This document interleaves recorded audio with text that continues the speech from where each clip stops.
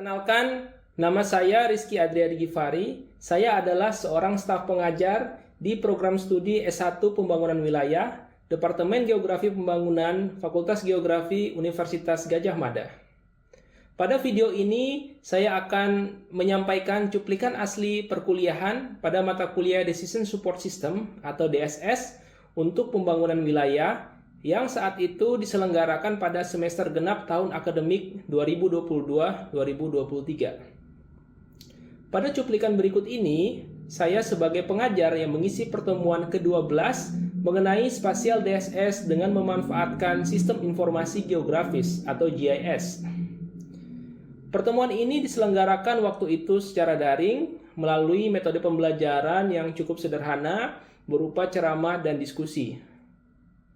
Berdasarkan rencana program dan kegiatan pembelajaran semester atau RPKPS yang telah disusun pada waktu itu, melalui pertemuan ini mahasiswa diharapkan mampu menganalisis dan memilih metode dan teknik DSS sesuai kebutuhan pembangunan wilayah, sehingga menjadi bagian dalam mendukung capaian pembelajaran CPL 2 atau A2 yang diberikan melalui mata kuliah ini, yaitu agar lulusan program studi S1 Pembangunan Wilayah mampu mengidentifikasi dan menganalisis metode dan teknik yang relevan untuk diimplementasikan dalam pembangunan wilayah. Akhir kata, selamat menyaksikan cuplikan perkuliahan berikut ini. Ya, PPT saya sudah terlihat ya? Sudah, Pak. Oke, ya, terima kasih. Assalamualaikum warahmatullahi wabarakatuh. Selamat pagi semuanya. Kita kembali lagi di kuliah DSS untuk PW pertemuan ke-13. Nah, pada hari ini kita akan membahas berbagai metode SDSS khususnya yang memanfaatkan GIS. Oke, saya ingin tanya nih. Silakan teman-teman, ada yang mau berpendapat? Contoh masalah spasial dalam pembangunan wilayah yang perlu diselesaikan dengan SDSS. Oh ya, ini Mas Yuda, pemilihan lokasi ibu kota. Ya, berarti sudah paham ya. Gampang kan ya SDSS ya. Intinya kan memilih lokasi kan. Baik itu dia suatu area, suatu titik, atau suatu rute. Oke, analisis kemampuan lahan untuk pertanian. Ya, boleh.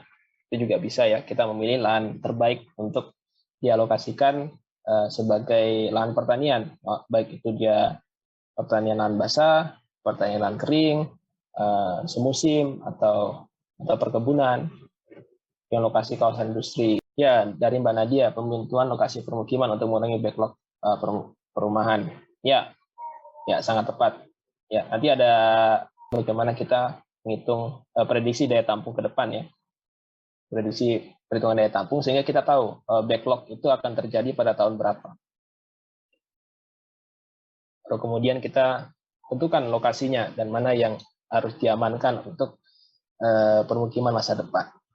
Ya, teman-teman sudah paham ya berarti ya. Banyak problem-problem spasial yang bisa dibacakan dengan SDSS untuk kita mendapatkan alternatif. SDSS yang memanfaatkan GIS itu terbagi atas dua jenis yang bisa saya kompilasikan di pertemuan kali ini. Ada dua kelompok besar, yaitu yang pertama SDSS yang basisnya adalah location problem. Jadi kita memiliki masalah lokasi, kita melakukan pemilihan lokasi melalui serangkaian analisis ataupun modeling, dan itu menggunakan GIS di dalamnya sebagai salah satu alat dalam rangkaian proses menemukan lokasi yang sesuai. Oke, kita masuk ke location problem yang berbasiskan SDSS yang berbasiskan permasalahan lokasi. Yang pertama, Multi-Criteria Decision Analysis, MCDA. Ini mungkin sudah begitu populer di teman-teman, mungkin dosen penghapus sebelumnya juga sudah sedikit menjelaskan di MCDA. Nanti MCDA itu ada turunannya, ada SMCDA, ada MCDE, ada yang analisis, ada yang evaluasi. Nanti memang perkembangannya itu macam-macam sekali. Nah, MCDA sendiri merupakan bagaimana kita memecahkan masalah lokasi yang melibatkan berbagai kriteria berbeda untuk menemukan alternatif lokasi berdasarkan pemenuhan kriteria maksimal. Jadi, misalnya kalau kita memasukkan 5 kriteria terhadap lokasi yang akan dipilih, harapan kita kan 5 kriteria tersebut terpenuhi untuk lokasi yang kita pilih, begitu ya, sehingga disebut sebagai kriteria maksimal. Kemudian yang kedua adalah multiple criteria optimization, jadi dia agak sedikit berbeda. Di sini pendekatannya bukan maksimal tapi optimal, begitu ya, yaitu pemecahan masalah lokasi melalui kerangka pemrograman optimasi, algoritma optimasi dengan mengkompromikan berbagai kriteria untuk menemukan alternatif lokasi yang optimal, karena nanti di kondisi lapangan ada beberapa kriteria yang saling bertolak belakang dan kita harus mengkompromikannya. Jadi kita tidak bisa bersama-sama memaksa agar semua kriteria menjadi maksimal, tapi ada beberapa hal sehingga kita harus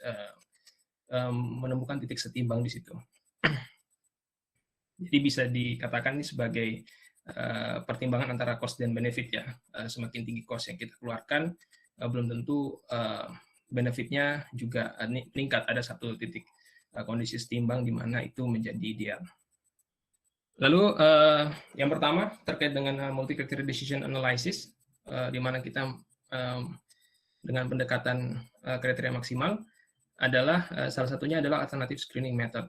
Nah, ini kita melakukan pemilihan lokasi dari beberapa alternatif lokasi yang sudah ada. Jadi sudah di-offer beberapa alternatif lokasi, tapi kita diminta untuk memilih lokasi yang terbaik berdasarkan pertimbangan-pertimbangan khusus. Ini contohnya penentuan lokasi pasar baru di Kabupaten Oku Selatan menggunakan HP. Pertama dia tentukan dulu respondennya untuk kemudian mengoperasikan dari kuesioner HP-nya, dan itu ditentukan berdasarkan hasil analisis stakeholder. Di situ terpilih 7 responden penelitian dari mulai OPD sampai ke camat. Gitu ya. Kemudian kriteria dan subkriteria yang diusulkan, kalau kita menggunakan HP kan ada sibling dan ada subkriterianya, begitu ya.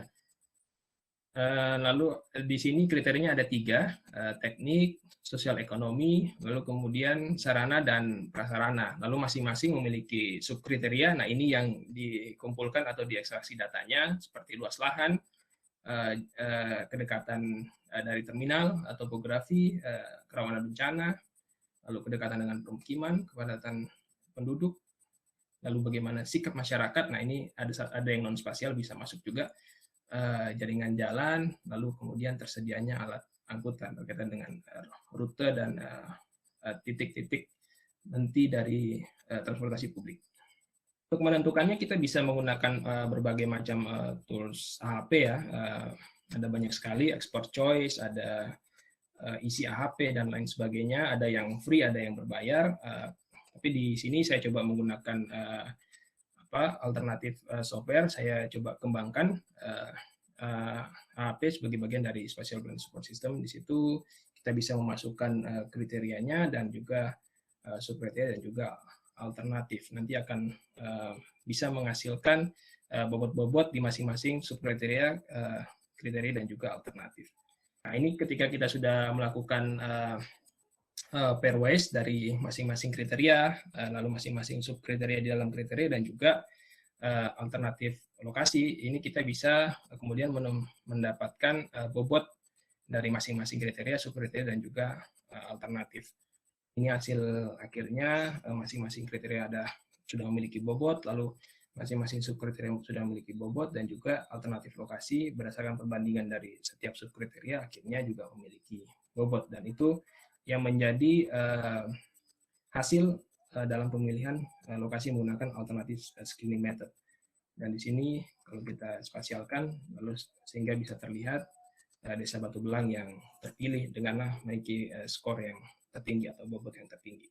Selanjutnya adalah land suitability analysis. Nah, ini adalah yang sedikit berbeda karena memang benar-benar GIS digunakan sebagian besar dalam proses analisisnya.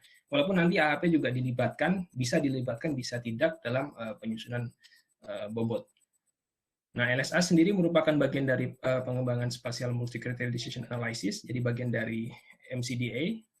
Kemudian analisis kesesuaian lahan atau bahasa Indonesia dari Land Suitability Analysis ini adalah proses berbasis GIS yang diterapkan untuk menentukan kesesuaian area tertentu untuk penggunaan yang dipertimbangkan dan distribusi penggunaan lahan di masa depan. Jadi kita ingin melakukan pengujian kesesuaian terhadap suatu jenis penggunaan lahan atau bisa juga suatu jenis kegiatan. Misalnya industri, kita kaji di mana sih kesesuaian lahan industri dari berbagai faktor ataupun kriteria yang kita libatkan sebagai input faktor. Ini adalah contohnya, adalah analisis kesesuaian lahan untuk pembangunan permukiman. Analisis LSA ini bisa menggunakan raster kalkulator di ArcGIS atau kalau secara akademis dikenal sebagai map aljabar ya, map algebra, dengan mempertimbangkan faktor-faktor yang diberikan sebagai persyaratan untuk pengembangan lahan permukiman. Nah, di situ ada dua jenis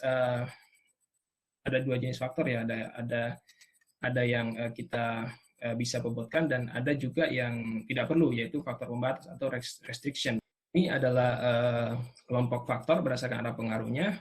Faktor pendorong adalah faktor atau kriteria hal yang menjadi pertimbangan dalam memilih alternatif lokasi ya. Jadi ada banyak yang kemudian mendorong lokasi tersebut dipilih, misalnya kedekatan dengan jaringan jalan, pusat perdagangan, sistem permukiman, dan lain sebagainya, tergantung dengan konteks yang kita analisis. Kalau ini permukiman ya seperti itu, kalau industri mungkin dekat dengan pertambangan, mungkin seperti itu bisa juga sebagai faktor pendorong. Lalu faktor penghambatnya. Faktor penghambat adalah faktor atau kriteria yang menjadi pertimbangan dalam meninggalkan alternatif lokasi. Jadi kita meninggalkan lokasi tersebut alasannya apa? Misalnya ancaman bencana, harga lahan yang terlalu tinggi, atau ada pencemaran udara di situ, atau hal lainnya, tergantung dari konteks yang kita bahas. Selama ini permukiman tentu akan sangat sensitif kalau kita membahas mengenai harga lahan. Semakin tinggi, ya akan juga mendorong orang untuk meninggalkan lokasi tersebut untuk dibeli. Kemudian faktor pembatas adalah lahan-lahan yang secara legal tidak dapat dijadikan alternatif lokasi.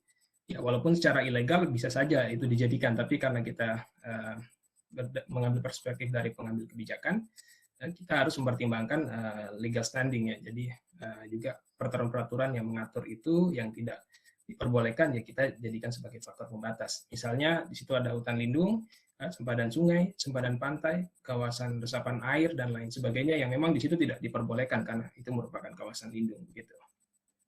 Nah, ini contoh ya kalau kita melakukan analisis kesesuaian lahan untuk pembangunan permukiman, misalnya ada faktor fisik lingkungan, ada beberapa subfaktor di dalamnya, ada yang berupa pendorong, misalnya kemampuan lahan, kualitas udara, lalu ada faktor penghambatnya, misalnya ancaman banjir, lalu kebisingan, dan lain sebagainya, tergantung dari bagaimana kita mendapatkan data dan juga membagi faktor-faktor yang kita include-kan.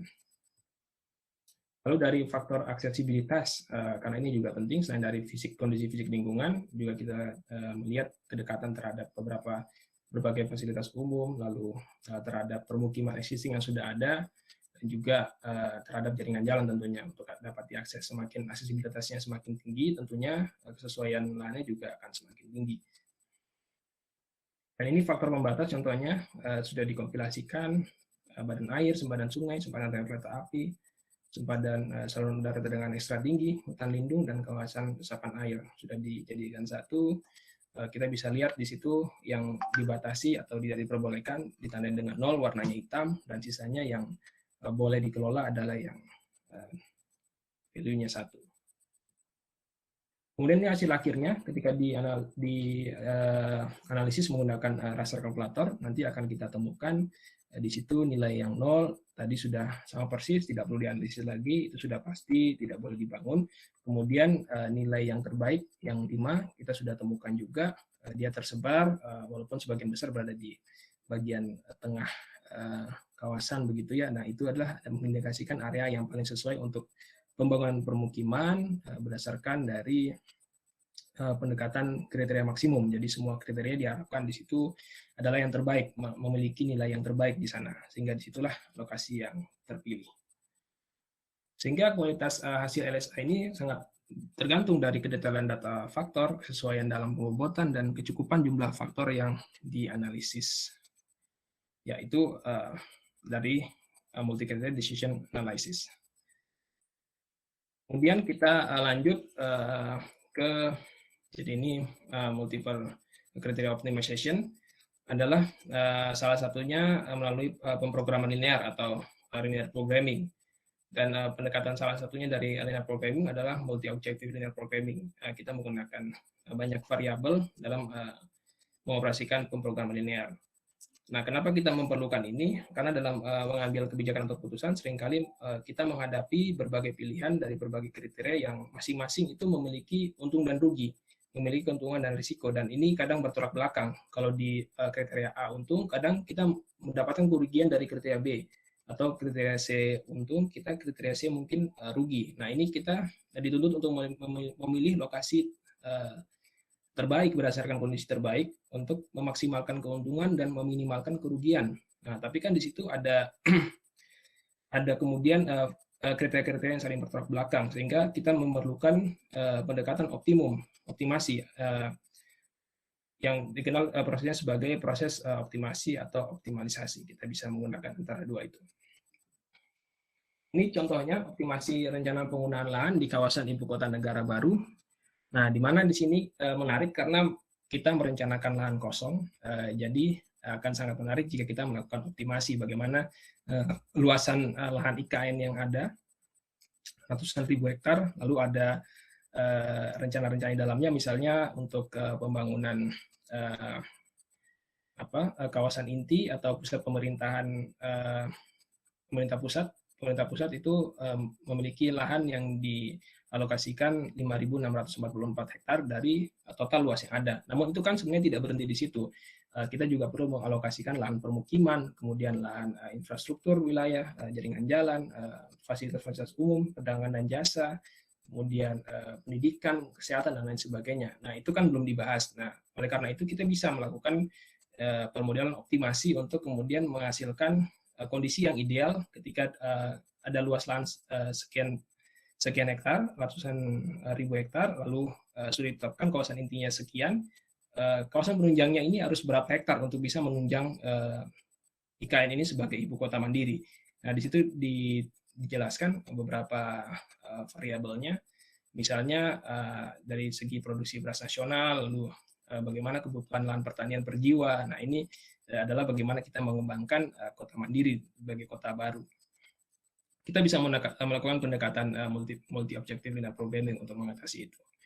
Dan di sini juga disebutkan, diminta untuk menghitung pembagian luasan lahan yang optimal untuk IKN dan jumlah penduduk maksimal yang dapat ditampung di IKN dengan luas lahan yang ada dan kriteria-kriteria kendala atau pembatas yang ada dengan kepadatan rata-rata 400 jiwa per hektar. Oke, pertama kita kumpulkan dulu variabelnya. Kita rincikan dulu di mana luas kawasan hutannya berapa, luas total IKN-nya berapa, lalu kemudian kebutuhan lahan permukiman, ada standarnya, luas RPH juga ada standarnya, dan berbagai variabel di dalamnya. Ketika kita sudah menemukan standarnya, kita bisa masukkan ke dalam fungsi kendala. Lalu ini prosesnya, kita menggunakan line solver. Di situ fungsi tujuan dan fungsi kendala yang dimasukkan, lalu di situ variabel keputusannya sudah terlihat, ada X1 sampai X10, ada 10 variabel yang dilibatkan.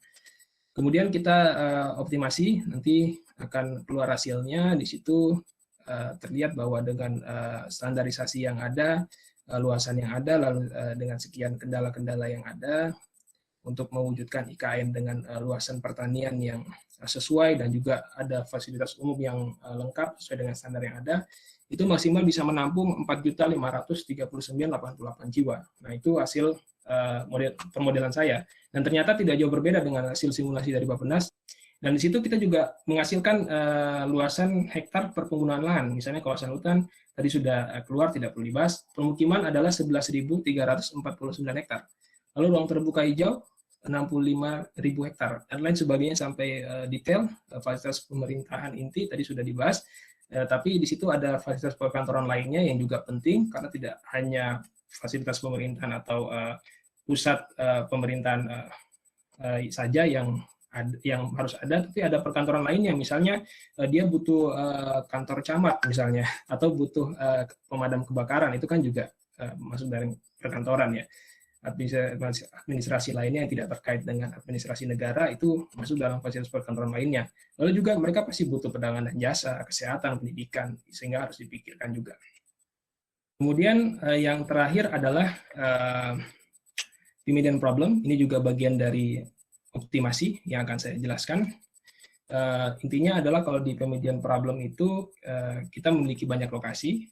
Di masing-masing lokasi itu memiliki kapasitas, memiliki produksi yang berbeda, jumlah produksi. Kita ibaratkan saja sebagai pertambangan. Ada A, B, C, D, E.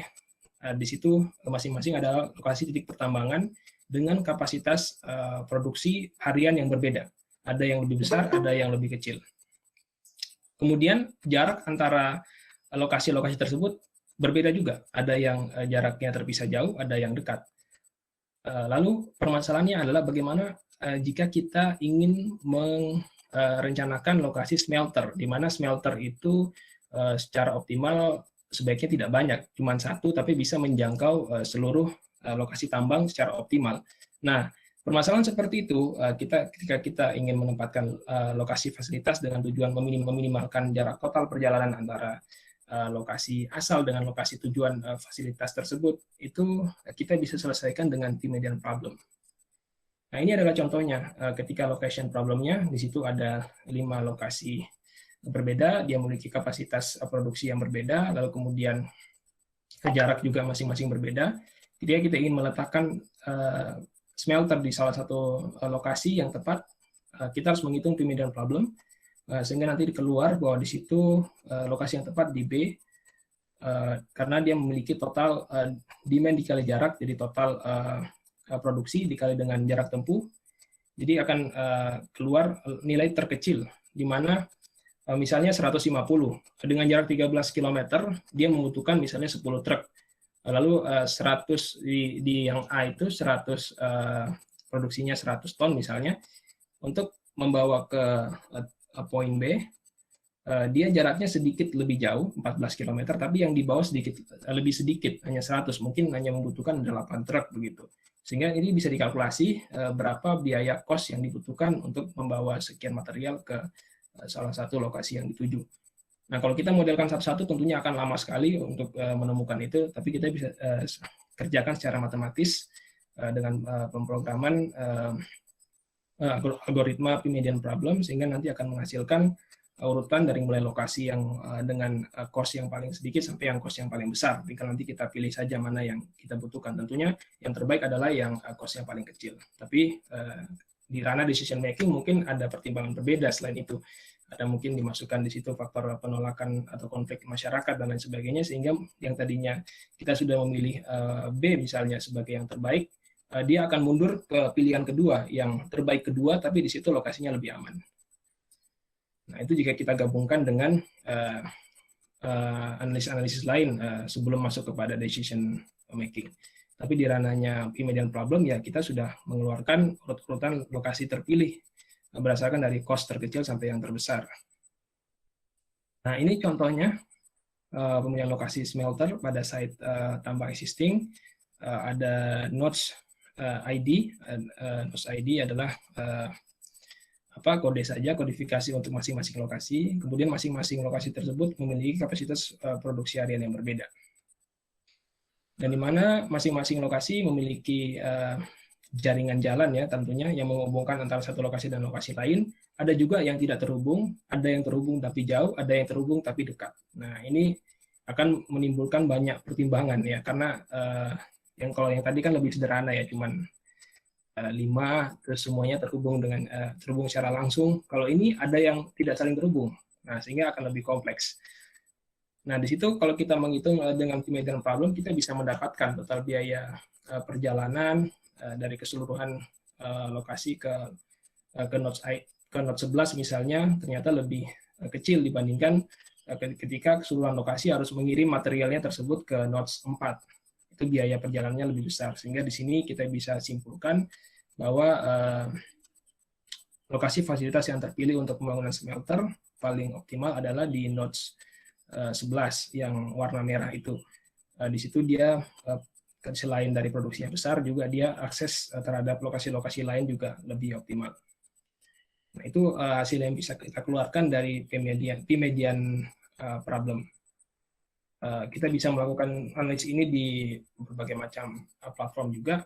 Saya kurang tahu kalau di ArcGIS apakah sudah ada, tapi beberapa bulan lalu saya mencoba membuat softwarenya sendiri untuk P-median problem. Lalu saya coba install di lab TRW untuk bisa dioperasionalkan.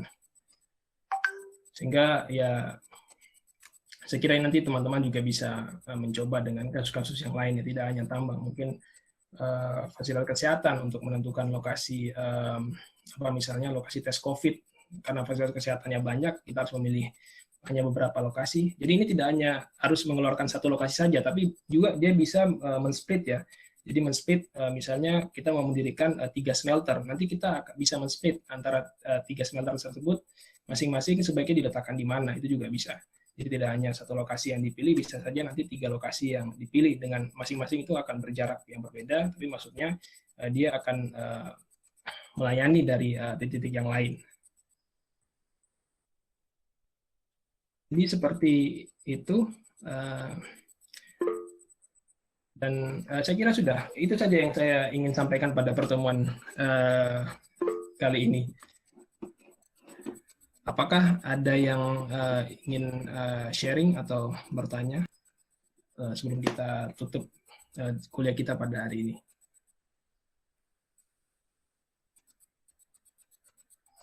Oh ya, ya terima kasih Mas Galuh sudah merespon ya. Ya, walaupun saya paham tadi saya menjelaskannya terlalu cepat ya, karena banyak beberapa bagian juga yang harus saya skip karena waktunya tidak memungkinkan begitu ya.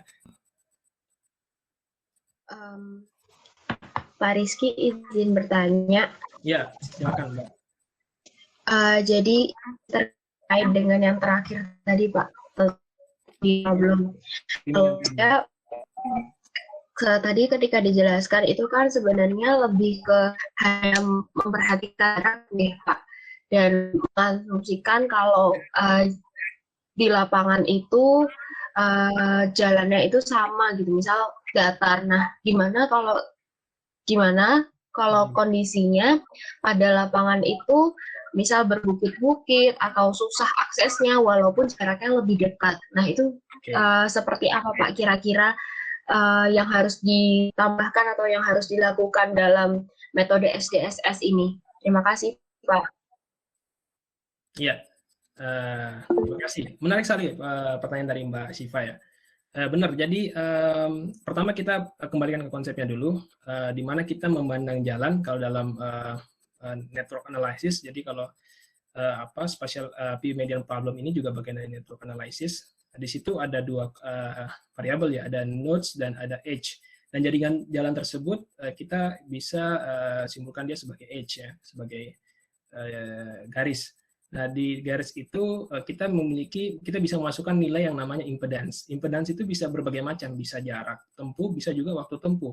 Nah, pada kasus yang diharapkan Mbak Siva tersebut, sebenarnya kita bisa mensimpulkan dalam waktu tempuh. Jadi bukan hanya jarak, tapi ketika kita di situ ada hambatan ya, ada berbukitan dan lain sebagainya, tentunya walaupun jarak yang sama, mungkin kita akan mendapatkan waktu tempuh yang berbeda. Nah, itu kita bisa simpulkan di impedance. Dan itu juga bisa berkembang lebih jauh dari waktu tempuh. Mungkin kita bisa geser lagi ke indeks gitu ya. Kita gabungkan dari berbagai hambatan yang ada di jalan, dari mulai ada pungli, ada waktu tempuh yang berbeda, lalu mungkin ada jalan yang berlubang sehingga bisa menimbulkan cost yang berlipat begitu ya. Itu kita bisa jadikan juga bukan hanya jarak tempuh ataupun waktu tempuh, tapi kita ganti dengan indeks. Nah, itu juga bisa di situ. Jadi kita bisa selesaikan dulu nodes-nya, kita selesaikan dulu edge-nya, baru kemudian kita lakukan analisis P-median problem. Kira-kira menjawab nggak Mbak Siva, atau masih bingung? Sangat menjawab Pak, terima kasih banyak. Oke, sama-sama. Saya kira demikian teman-teman. Terima kasih, saya tutup dulu. Wabillahi taufiq wal hidayah. Wassalamualaikum warahmatullahi wabarakatuh.